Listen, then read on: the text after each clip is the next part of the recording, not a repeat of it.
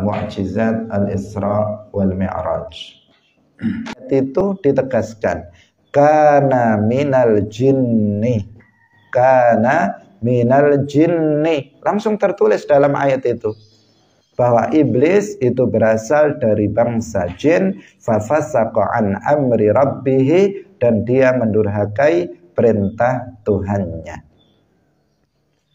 Maka sangat jelas di sini bahwa iblis adalah dari bangsa jin. Salatullah, salamullah, alal hadi, Rasulillah. Assalamualaikum warahmatullahi wabarakatuh. Hadirin hadirat rahimakumullah, mari kita ikhlaskan niat kita hadir dalam majelis ilmu ini semata-mata untuk mendapatkan ridha dari Allah Subhanahu wa taala. Telah kita jelaskan sebelumnya bahwa kita umat Islam wajib untuk beriman tentang adanya Al-Isra, bahwasanya Allah Subhanahu wa taala telah memperjalankan Rasulullah sallallahu alaihi wasallam dalam sebagian dari suatu malam dari Al-Masjidil Haram di Makkah Al-Mukarramah menuju Al-Masjidil Aqsa di Palestina. Barang siapa yang mengingkari adanya mukjizat Al-Isra ini, maka dia menjadi kufur. Kenapa? Karena dia berarti telah menentang Al-Quran.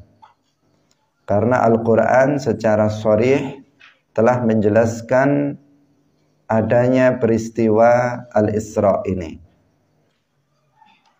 yaitu dalam surat Al-Isra ayat pertama. Subhanalladzi asra bi'abdihi laylan minal masjidil harami ilal masjidil aqsa alladzi barakna hawlahu linuriyahu min ayatina. Kemudian juga peristiwa Al-Isra ini telah dijelaskan di dalam banyak sekali hadis yang sahih.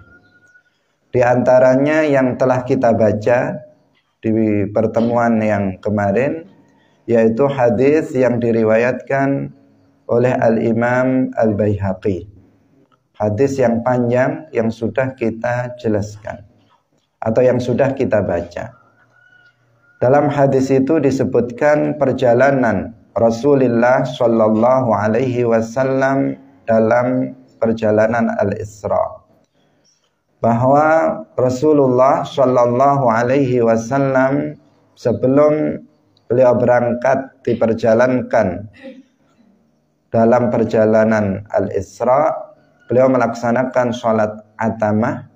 Kemudian Jibril datang dengan membawa seekor binatang yang disebut dengan buraq, berwarna putih, yang postur tubuhnya lebih besar dari khimar dan lebih kecil dari baghl. Baghl adalah peranakan kuda dan keledai. Kemudian Rasulullah Shallallahu Alaihi Wasallam diminta, disebutkan dalam hadis itu, untuk menaiki buraq itu. Tetapi buraq itu kemudian bergoyang-goyang karena kegirangan, kesenangan, karena akan dinaiki oleh afdalul makhluqat. Kemudian Jibril alaihi salam kemudian menaikkan Rasulullah sallallahu alaihi wasallam pada punggung buraq itu. Buraq itu mampu melangkahkan kakinya sejauh mata memandang. Sejauh buraq itu matanya memandang, di sanalah dia mampu untuk melangkahkan kakinya. Dalam perjalanan Isra itu yang disebutkan dalam hadis Al-Baihaqi, Rasulullah Shallallahu Alaihi Wasallam diminta untuk turun dalam atau pada 3 tempat, dan Rasulullah diminta oleh Jibril untuk melaksanakan sholat di sana. Yang pertama, beliau singgah di Yathrib, yaitu tempat yang akan menjadi tempat hijrahnya Rasulullah Shallallahu Alaihi Wasallam, tempat yang mubarakah.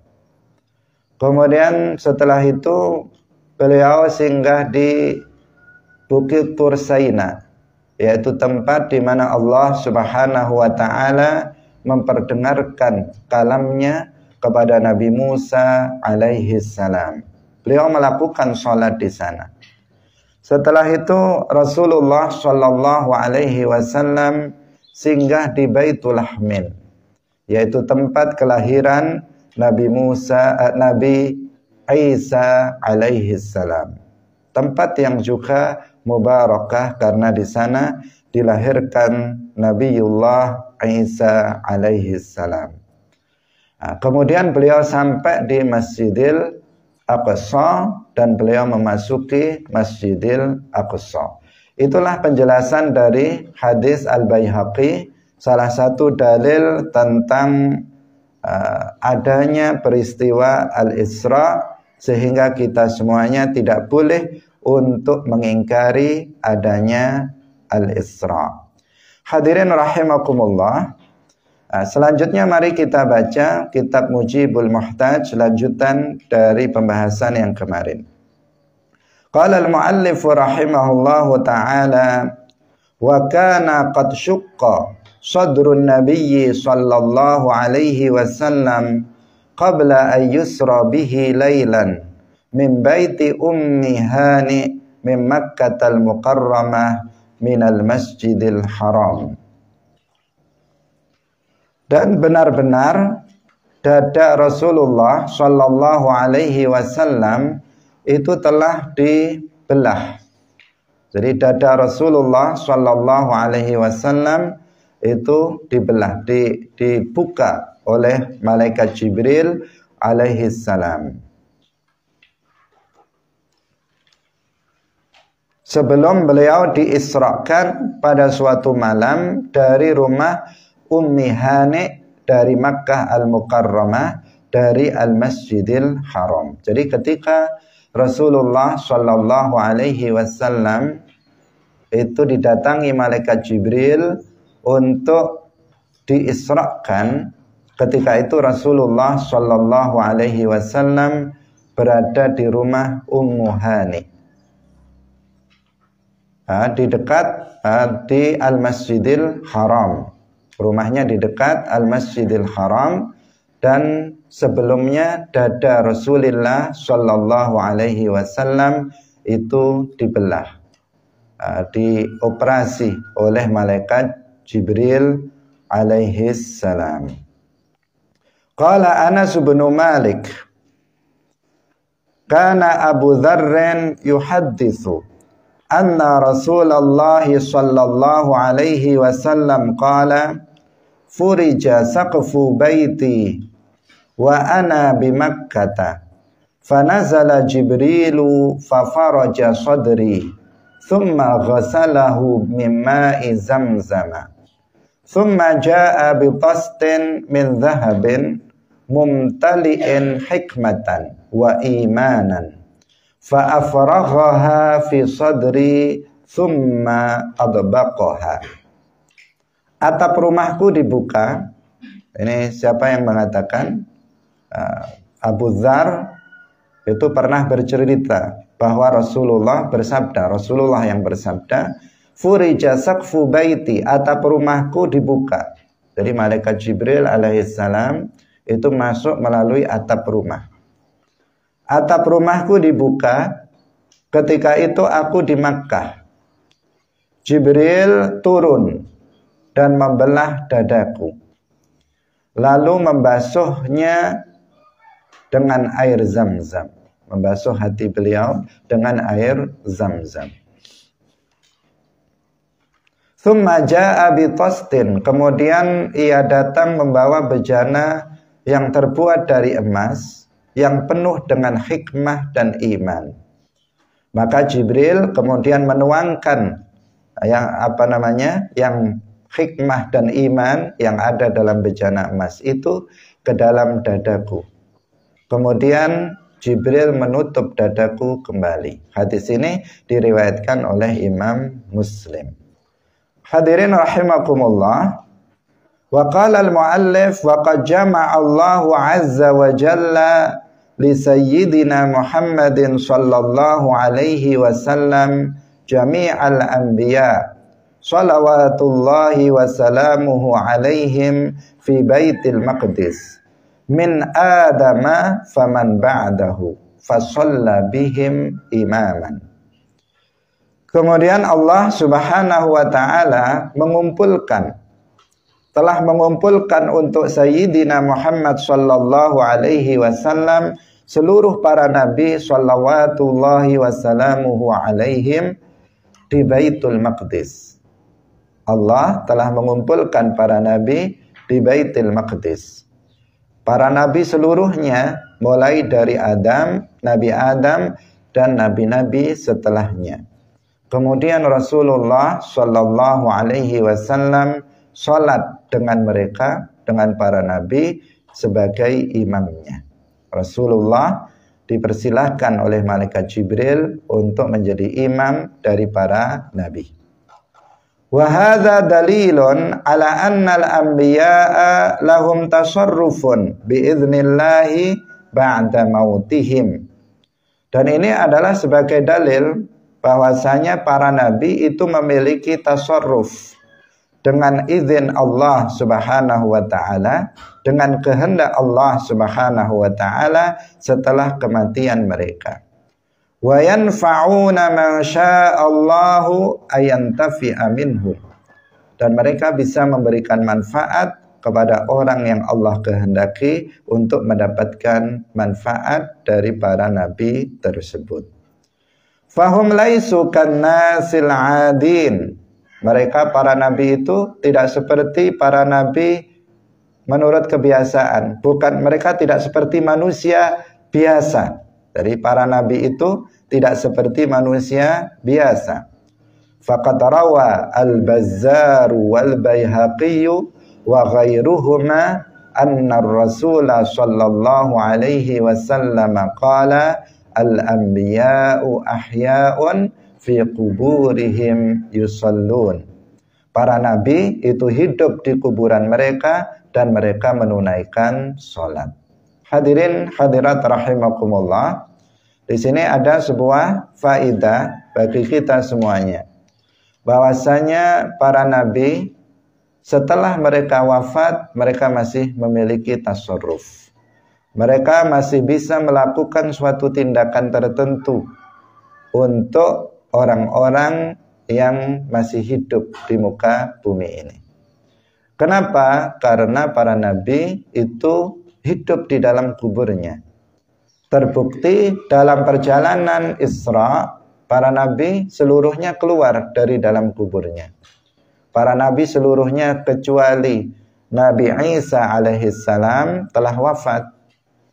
Dan mereka pada malam Isra, mereka keluar dari dalam kuburnya menuju ke Baitul Maqdis dan mereka berkumpul di sana menyambut kehadiran Rasulullah sallallahu alaihi wasallam. Ini menunjukkan bahwa para nabi meskipun mereka sudah wafat, tetapi mereka masih bisa melakukan tasarruf, masih bisa memberikan manfaat kepada manusia yang hidup di muka bumi ini, tentu bimasyiatillah, dengan kehendak Allah Subhanahu wa taala. Maka apabila kita beristighatsah dengan para nabi, itu bisa. Karena pada hakikatnya istighatsah dengan para nabi artinya kita meminta pertolongan kepada Allah Subhanahu wa taala dengan doanya para nabi, dan para nabi hidup di dalam kuburnya.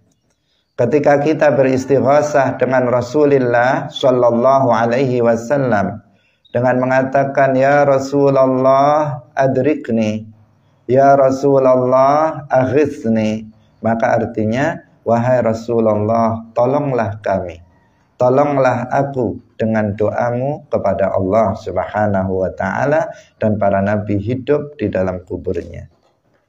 Hadirin hadirat yang dirahmati oleh Allah Subhanahu wa ta'ala, peristiwa Isra, hadis tentang Isra itu menunjukkan bahwa para nabi itu hidup dalam kuburnya, dan menunjukkan bahwa para nabi itu memiliki tasarruf, bisa memberikan manfaat kepada orang yang Allah kehendaki, kepada manusia-manusia yang masih hidup di muka bumi ini yang Allah kehendaki. Karena itulah maka kita bisa bertawassul, bertabarruk, dan beristighatsah dengan para nabi. Selain ditunjukkan juga oleh hadis yang lain, yaitu hadis al-anbiya'u ahya'un fi quburihim yusallun. Maka jika orang-orang Wahabi itu mereka mensyirikkan orang yang melakukan istighasah, tawassul, dan tabarruk dengan para nabi, alasannya karena para nabi itu sudah meninggal dunia, maka itu tidak tepat. Alasan mereka apa? Mereka sudah mati. Masa kita tawassul dengan para nabi yang sudah mati? Nah, sementara kita ditunjukkan oleh hadis tentang Isra, ditunjukkan oleh hadis juga yang lain, al-anbiya'u ahya'un fi quburihim yusallun, membuktikan bahwa para nabi setelah wafatnya mereka hidup di dalam kuburnya, bahkan mereka melakukan sholat di sana. Dan kita bisa bertawassul, beristighasah, dan bertabarruk dengan mereka. Hadirin hadirat yang dirahmati oleh Allah Subhanahu wa ta'ala. Wa qala al-muallif rahimahullah, wa qala Rasulullah sallallahu alaihi wasallam fi haditsil Isra'i wal Mi'raj, thumma dakhaltu baital maqdisi fajumi'a li al-anbiya'u alaihimus salam faqaddamani Jibrilu hatta amamtuhum thumma su'ida biya ila samai, rawahun Nasa'i. Kemudian aku memasuki Baitul Maqdis. Maka dikumpulkanlah untukku para nabi alaihimussalam. Maka Jibril memintaku maju ke depan untuk mengimami mereka. Lalu aku dibawa naik ke langit. Hadis diriwayatkan oleh Al-Imam An-Nasa'i. Nah, dalam hadis ini juga menguatkan bahwa para nabi mereka berkumpul di Baitul Maqdis, melakukan sholat bersama Rasulullah Sallallahu Alaihi Wasallam, dan Rasulullah yang dipersilahkan oleh malaikat Jibril untuk menjadi imam sholat bagi para nabi. Nah, ini menunjukkan dalil bagi kita semuanya bahwasanya Rasulullah Sallallahu Alaihi Wasallam adalah afdalul anbiya wal mursalin. Rasulullah adalah para nabi yang paling mulia. Para nabi seluruhnya adalah afdalul makhluqat. Berdasarkan firman Allah Subhanahu wa ta'ala, wa kullan faddalna 'alal 'alamin. Dan seluruh para nabi itu kami utamakan atas alam semesta. Artinya seluruh para nabi adalah makhluk yang paling mulia. Kita tidak boleh membeda-bedakan keutamaan para nabi satu dengan nabi yang lainnya, kecuali jika ada dalil. Maka kita boleh mengatakan bahwa nabi ini lebih mulia dari nabi yang lain. Dalam hal ini, maka kita mengatakan bahwa Nabi Muhammad Sallallahu Alaihi Wasallam adalah nabi yang paling mulia. Kita juga mengatakan bahwa nabi-nabi ulul azmi yang 5 adalah lebih mulia dari nabi-nabi yang lainnya. Nabi-nabi ulul azmi adalah Nabi Muhammad, kemudian Nabi Nuh, Nabi Ibrahim, Nabi Musa, dan Nabi Isa. 5 nabi ini adalah nabi-nabi yang paling mulia dari seluruh nabi yang lainnya. Dan dari nabi-nabi ulul azmi ini yang paling mulia adalah Nabi Muhammad sallallahu alaihi wasallam. Maka Rasulullah sallallahu alaihi wasallam adalah afdalul anbiya wal mursalin. Beliau adalah nabi yang paling mulia. Dan secara mutlak dikatakan beliau adalah afdalul makhluqat, makhluk yang paling mulia. Tadi dikatakan afdalul makhluqat anbiya. Afdalul anbiya yaitu para nabi ulul azmi. Para nabi ulul azmi yang paling afdal adalah Nabi Muhammad. Maka berarti Nabi Muhammad adalah afdalul makhluqat alal itlaq, secara mutlak. Tidak ada yang mengungguli kemuliaan Rasulullah sallallahu alaihi wasallam. Bahkan beliau lebih mulia dari Ka'bah. Beliau lebih mulia dari langit. Beliau lebih mulia dari para malaikat. Beliau lebih mulia bahkan dari amal soleh yang kita lakukan. Rasulullah lebih mulia dari sholat yang kita kerjakan. Rasulullah lebih mulia dari puasa yang kita kerjakan. Rasulullah lebih mulia dari perbuatan yang kita lakukan. Karena perbuatan manusia adalah makhluk dan Rasulullah adalah afdalul makhluqat. Ketika kita sholat, maka sholat adalah afdalul a'mal.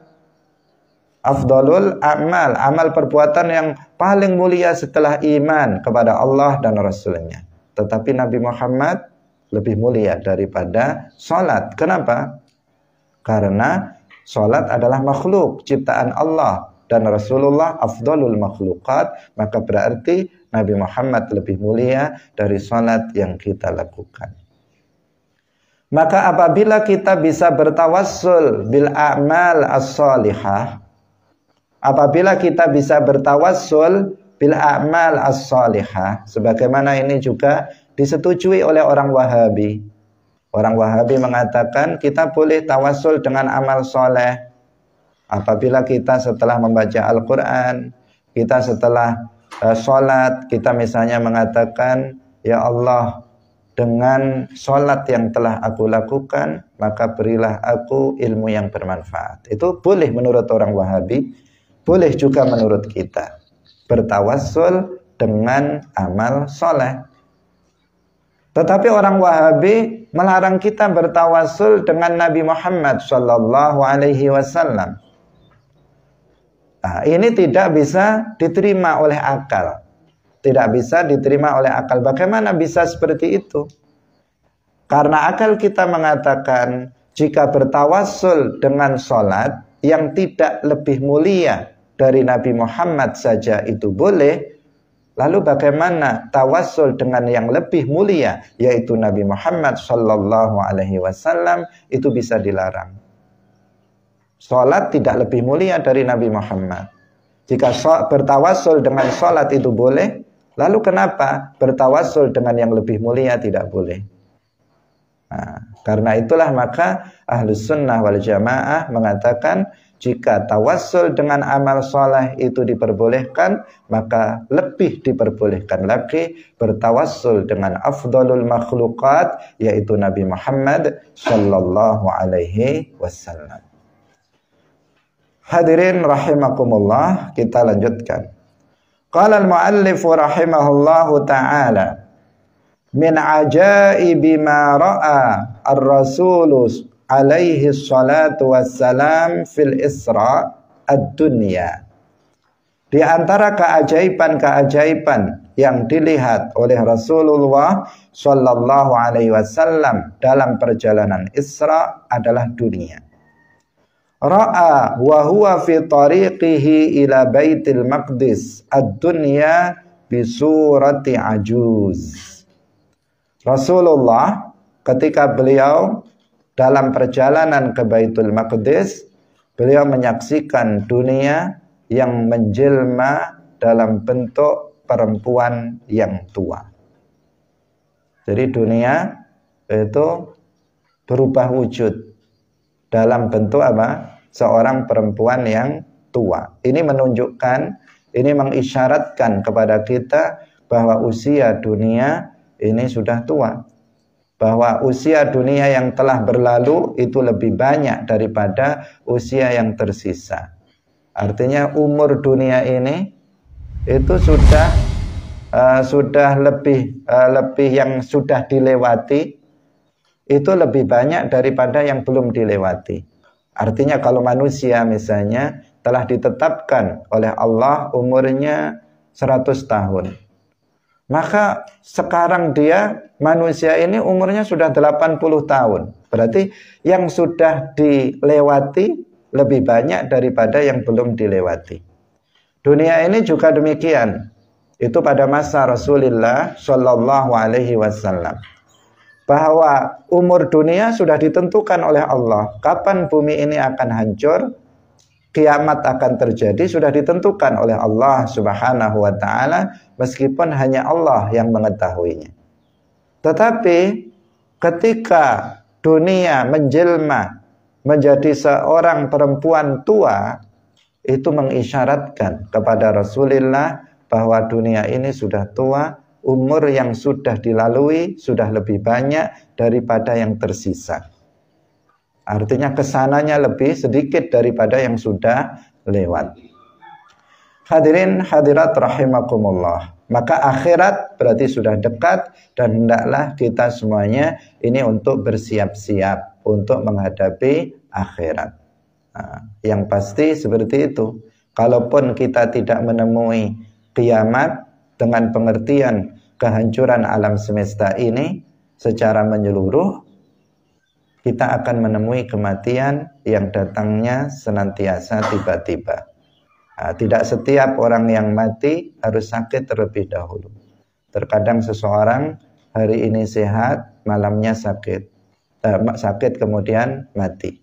Terkadang seseorang tidak sakit sama sekali, kemudian dia langsung meninggal dunia. Itu yang pasti yang menunjukkan bahwa dunia ini waktunya tidak lama. Dunia ini bisa habis dan berakhir kapan saja sesuai dengan kehendak Allah Subhanahu wa ta'ala.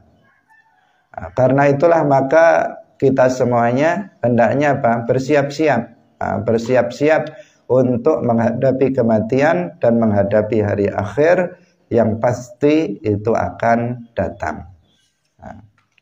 Hadirin rahimakumullah. Kemudian yang berikutnya, iblis ra'a syai'an mutanahhiyan 'anit tariqi yad'uhu wa huwa iblisu wa kana minal jinni al-mu'minina fi awwali amrihi thumma kafara li'tiradihi 'ala Allah. Rasulullah melihat iblis, yaitu Rasulullah ketika itu melihat iblis dalam bentuk sesosok makhluk yang menyingkir dari bahu jalan seraya memanggil Rasulullah Shallallahu Alaihi Wasallam. Dan dia adalah iblis. Iblis itu dulunya Muslim. Dia adalah dari bangsa jin, bukan dari bangsa malaikat. Dia berasal dari bangsa jin, tetapi dulunya dia Muslim.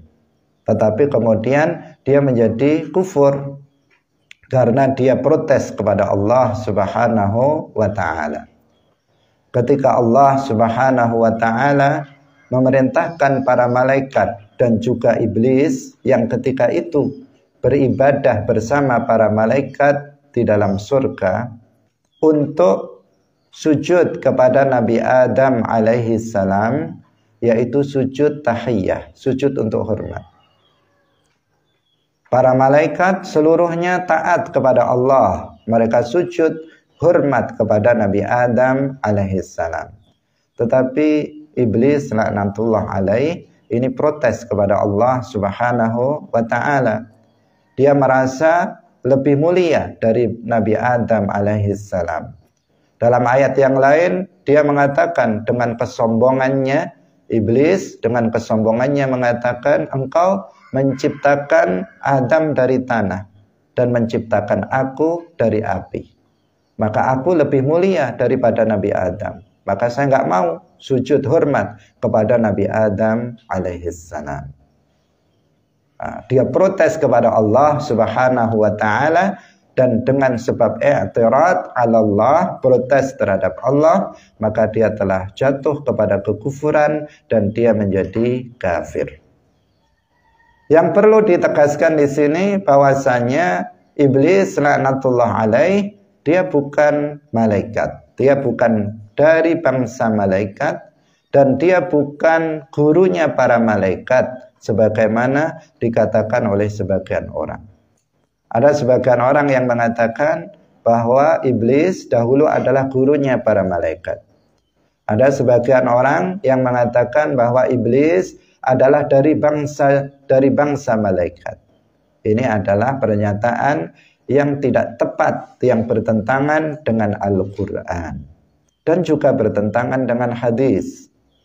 Dalam Al-Quran sudah sangat dijelaskan, sudah sangat jelas disebutkan, wa idh qulna lil malaikati isjudu li adama fasajadu illa iblisa kana minal jinni fafasaqa an amri rabbih.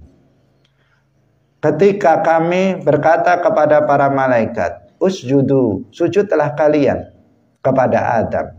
Fasajadu illa iblis. Kemudian mereka sujud kecuali iblis.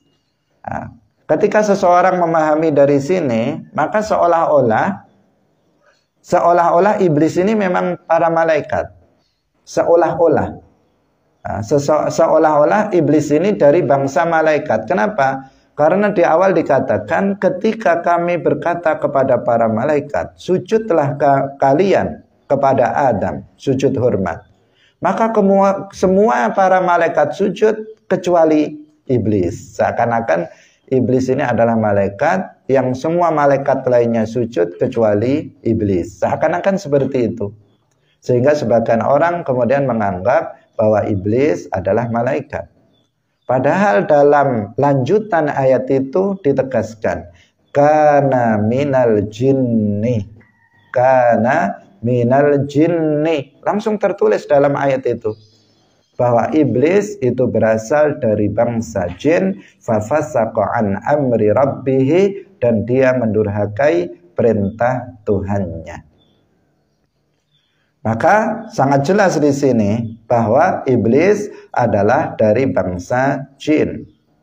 Qala al-muallif wala yajuzu ayyuqala inna iblisa kana tawusal malaikah.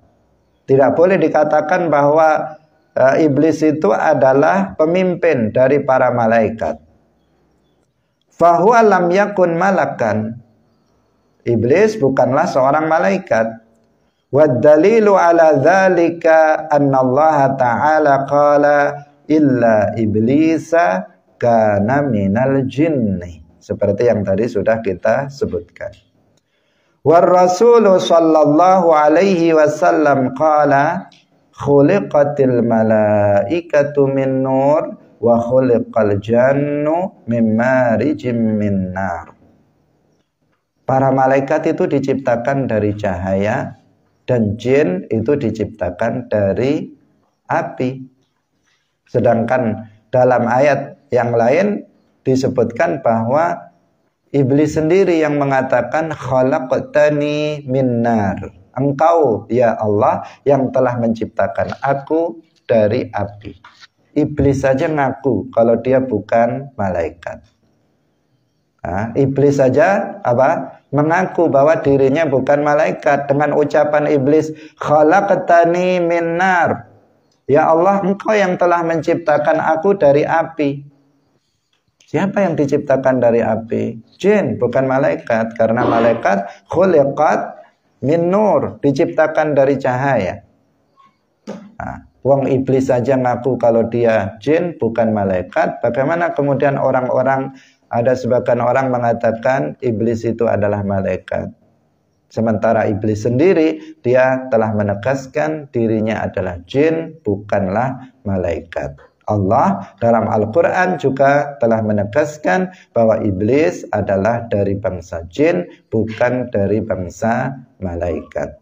Dan dia bukan pemimpin para malaikat, bukan gurunya para malaikat. Hanya saja iblis dahulu ketika dia masih mukmin, ketika dia muslim, dia beribadah kepada Allah bersama-sama para malaikat.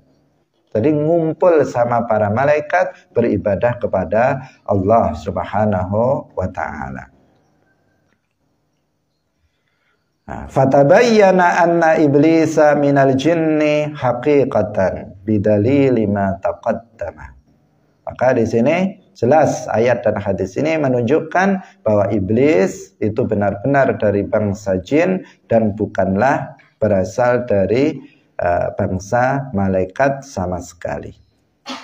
Masyitatu binti Fir'aun. Kemudian yang berikutnya qala al-muallif thumma shamma raihatan tayyibatan min qabri Masyitati binti Fir'auna wa kanat mu'minatan salihatan wa jaa fi qissatiha annaha bainama kanat tamshutu ra'sa binti Fir'aun saqatal mushtu min yadiha. Rasulullah kemudian mencium bau yang sangat wangi dari kubur Masyitah binti Fir'aun. Masyitah binti Fir'aun artinya tukang sisir anak perempuannya Fir'aun. Dan Masyitah binti Fir'aun ini adalah seorang mukminah, perempuan mukmin yang salihah. Diceritakan dalam kisahnya bahwasanya ketika Masyitah binti Fir'aun itu menyisir rambut putri Fir'aun, kemudian sisirnya itu jatuh. Jatuh dari tangannya. Faqalat bismillah. Kemudian Masyitah binti Fir'aun mengambil sisir itu seraya mengatakan bismillah, membaca basmalah. Fasa'alatha bintu Fir'aun. Kemudian putri Fir'aun bertanya kepada Masyitah, awalaki rabbun ilahun ghairu abi? Apakah kamu memiliki Tuhan selain ayahku? Faqalat al-Masyitatu na'am. Dengan tegas Masyitah binti Fir'aun itu mengatakan iya. Rabbi wa rabbu abika huwallah. Tuhanku dan Tuhan ayahmu itu adalah Allah. Fa akhbarat abaha fa talaba minha ruju'a an diniha. Kemudian putri Fir'aun itu memberitahukan kepada ayahnya, dan ayahnya meminta kepada Masyitah binti Fir'aun untuk meninggalkan agamanya. Fa'abat. Tetapi Masyitah binti Fir'aun kemudian nggak mau untuk meninggalkan agama Islam, tetap bertahan dalam keislamannya. Fahammalaha ma'an fa'alqa fihi auladaha thumma kallamaha tiflun laha radi'un qabla ayyarmiyahu. Maka kemudian dipanaskan air dan anak-anak dari Masyitah ini dilemparkan satu persatu ke dalam air yang mendidih itu. Sampailah kemudian pada anaknya yang masih bayi. Anaknya yang masih bayi, yang masih menyusu kepada Masyitah binti Fir'aun. Sebelum anak itu dilemparkan ke dalam air yang mendidih, kemudian anak itu berkata kepada ibunya, ya ummah isbiri fa inna adzabal akhirati asyaddu min adzabid dunya fala tataqa'asi fa innaki ala haqqin. Wahai ibuku, bersabarlah engkau, sesungguhnya azab akhirat itu lebih berat daripada azab dunia. Janganlah kamu maju mundur, ragu-ragu, karena sesungguhnya kamu benar-benar dalam kebenaran. Ini nasihat dari si bayi terhadap ibunya yang menyusuinya. Faqalat li Fir'aun, kemudian Masyitatu binti Fir'aun mengatakan, li indaka talab, saya memiliki permintaan kepadamu wahai Fir'aun, antajma'al idhama wa tadfinaha, saya meminta kepadamu untuk mengumpulkan tulang-tulang kami, kemudian memakamkannya, menguburkan tulang-tulang itu. Faqala laki dzalik, kemudian Fir'aun mengatakan, ya, saya kabulkan permintaan kamu. Fa'alqaha fihi wa qad matat syahidatan hiya wa auladuha.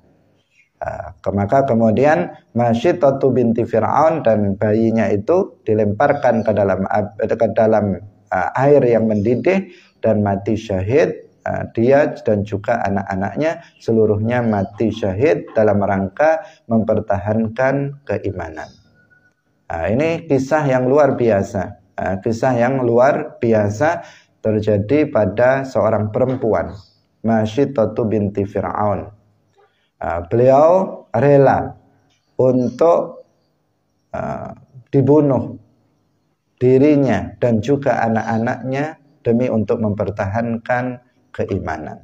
Ketika Rasulullah Shallallahu Alaihi Wasallam diisrakan, beliau melewati kuburan dari Masyitatu binti Fir'aun dan anak-anaknya ini, dan beliau mencium bau yang sangat wangi, aroma bau yang sangat wangi dari makam atau kubur Masyitatu binti Fir'aun dan anak-anaknya ini. Hadirin hadirat rahimakumullah, kita lanjutkan. Al-mujahiduna fi sabilillah ra'a qauman yazra'una wa yahsuduna fi yawmain. Faqala lahu Jibril, haula al-mujahiduna fi sabilillah. Rasulullah melihat sebuah kaum yang dia menanam dalam satu hari dan memanennya dalam satu hari yang lain. Artinya 2 hari menanam dan memanennya. Ditanam hari ini, besok sudah dia memanennya. Rasulullah melihat perumpamaan itu. Bukan berarti Rasulullah Isra-nya 2 hari, bukan. Hari ini lihat, kemudian besok lihat lagi. Itu tamtsil, perumpamaan. Perumpamaan bahwa ada sekelompok orang yang menanam tanaman, dia tanam kemudian memanennya secara langsung dalam waktu 2 hari saja. Kemudian faqala lahu Jibril, Jibril kemudian mengatakan mereka adalah orang-orang yang berjihad di jalan Allah. Al-mujahidun, mereka adalah orang-orang yang berjihad di jalan Allah. Nah, di sini perlu kita ketahui bahwa jihad fisabilillah itu ada 2. Al-jihad fisabilillah nau'an, ada 2 macam. Jihadun bisinan ay bisilah. Yang pertama adalah jihad dengan senjata, seperti yang dilakukan oleh Rasulullah dan para sahabat. Mereka memerangi orang-orang kafir untuk memasukkan mereka ke dalam agama Islam. Wajihadun fi sabilillah bil bayan. Yang kedua, jihad fi sabilillah adalah bil bayan, yaitu dengan menjelaskan ilmu-ilmu agama kepada masyarakat, kepada manusia. Itu juga bagian dari jihad.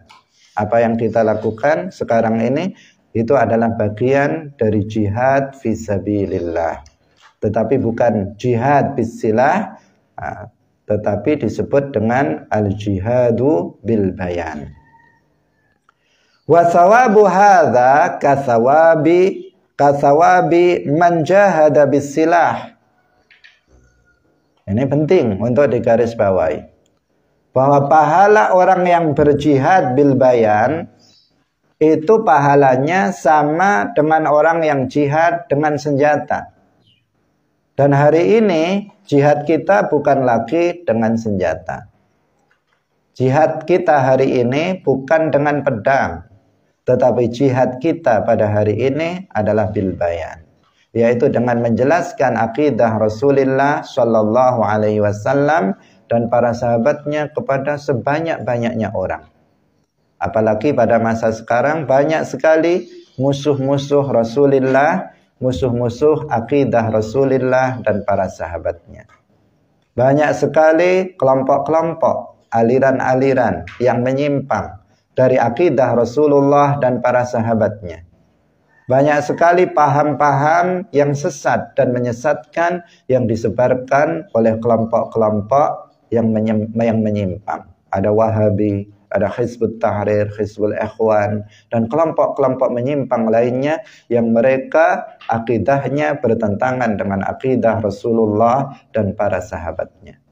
Di saat seperti ini, maka apabila kita mau berjihad fisabilillah, memperjuangkan agama Rasulullah, memperjuangkan akidah Rasulullah dengan cara memberikan penjelasan kepada umat tentang akidah yang benar dan memperingatkan masyarakat dari akidah yang menyimpang dari akidah Rasulullah Shallallahu Alaihi Wasallam, maka pahala jihad itu sama dengan pahala jihad bisilah, jihad dengan senjata, seperti yang dilakukan oleh umat Islam pada masa yang lalu. Pahalanya sama. Pahalanya sama. Karena itulah maka kita semuanya harus mengambil ini. Pahalanya sangat besar. Disebutkan di dalam hadis Rasulullah Shallallahu Alaihi Wasallam, "Man ahya sunnati inda fasadi ummati falahu ajru syahid." Barang siapa yang menghidupkan sunnahku, sunnahku di sini artinya ajaranku, akidahku, syariatku, pada saat kerusakan melanda umatku, maka dia akan memperoleh pahala orang yang mati syahid. Ini adalah bukti, dalil yang menunjukkan bahwa orang yang berjihad fisabilillah bil bayan pada hari ini pahalanya sama dengan orang yang berjihad dengan senjata pada masa yang lalu. Maka jika ingin berjihad pada hari ini, jangan pakai senjata. Tidak memungkinkan kita memakai senjata. Sebagaimana diklaim oleh kelompok teroris, kelompok ekstremis, kelompok radikalis, yang mereka mengklaim bahwa mereka atas nama jihad fisabilillah kemudian membunuhi orang-orang Islam, membunuhi kemudian orang-orang yang mereka anggap telah kafir, padahal sebenarnya mereka, sebagian besar mereka juga orang Islam juga. Bahkan mereka membunuh diri sendiri, melakukan bunuh diri atas nama jihad. Tentu ini sesuatu yang tidak benar dan tidak sesuai dengan ketentuan syariat Islam. Meskipun jihad dengan senjata itu memang ada di dalam Islam, tetapi ada aturan dan ada ketentuan yang telah ditentukan oleh syariat Islam. Tidak seperti yang dilakukan oleh kelompok-kelompok radikal ini. Hari ini tidak memungkinkan kita untuk berjihad dengan senjata. Tetapi pintu jihad terbuka lebar, yaitu jihad bil bayan. Di saat musuh-musuh Islam sekarang merajalela, yang mereka menyebarkan akidah-akidah yang menyimpang dari akidah Islam, menyimpang dari akidah Rasulullah, maka kita harus berdiri tegak, menjelaskan akidah Rasulullah dan para sahabatnya, mentahdzir, memperingatkan masyarakat dari bahayanya Wahabi, memperingatkan masyarakat dari bahaya akidah Hizbut Tahrir, memperingatkan masyarakat dari bahaya akidah Hizbul Ikhwan, Khawarij, dan kelompok-kelompok menyimpang lainnya. Maka jika kita melakukan itu, maka kita telah melakukan jihad fisabilillah. Dan pahalanya sangat besar. Di akhirat, orang yang melakukan jihad fisabilillah, maka dia akan mendapatkan derajat yang tinggi, yang sangat tinggi indallah. Dia di dalam surga, dia mendapatkan tempat yang khusus, tempat yang istimewa, tempat yang tinggi. Hadirin hadirat yang dirahmati oleh Allah Subhanahu wa ta'ala. Kemudian yang berikutnya khutabaul fitnah. ra'a unasan tuqradu alsinatuhum wa shifahuhum bimaqaridha min nar. Rasulullah melihat orang-orang yang digunting lidah dan bibirnya dengan gunting-gunting yang terbuat dari api. Jadi lidah dan bibirnya digunting dengan gunting yang terbuat dari api. Qala lahu Jibril haula khutaba'ul fitnah. Mereka itu adalah para penceramah yang pembawa fitnah. Yakni alladzina yakhtubuna lisyarri wal fitnah. Mereka yang berceramah untuk keburukan dan fitnah.